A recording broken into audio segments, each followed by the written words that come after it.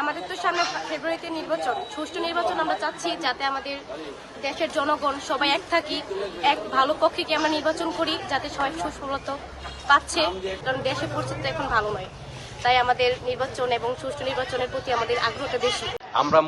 আমরা নতুন ভোটার, এই কারণে আমরা চাচ্ছি যে আমরা যেহেতু অনেকদিন পরে একটা সুযোগ পাচ্ছি ভোট দেওয়ার জন্য, তাই আমরা যেন সুস্থভাবে একটা ভোট দিতে পারি, মানে আমাদের ন্যায্য ভোটটা যেন আমরা আমাদের চয়েস মতো দিতে পারি।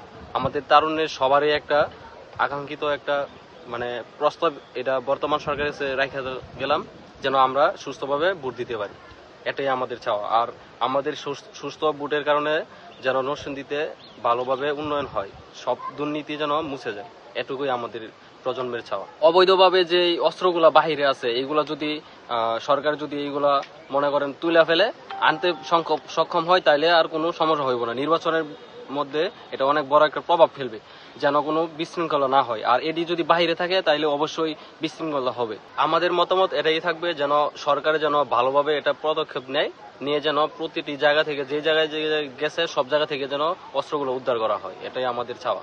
না হলে ওই অস্ত্রগুলা বাহিরে থাকলে অবৈধ অনেক কাজ হবে।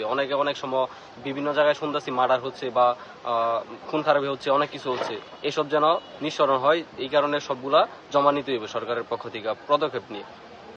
দেশের এখন যে পরিস্থিতি, আমার মনে হয় যে বিশৃঙ্খলা এগুলা তো অনেক লেগেই আছে, তো এগুলা যদি বন্ধ করা লাগে তাহলে তো সুষ্ঠু নির্বাচন দরকার। আর যে সরকার চলতেছে আর যে সরকার আসবে তাদের মানে সচেতন হওয়া উচিত যে যারা ভোট দেয় তাদের যেন কোনো ভয় না কাজ করে ভোট দেওয়ার সময়। মানে আমার মতে সুষ্ঠু নির্বাচন হওয়ার জন্য মানে পুলিশ সদস্যদের যারা আছে তাদেরকে একটু সতর্ক থাকা উচিত।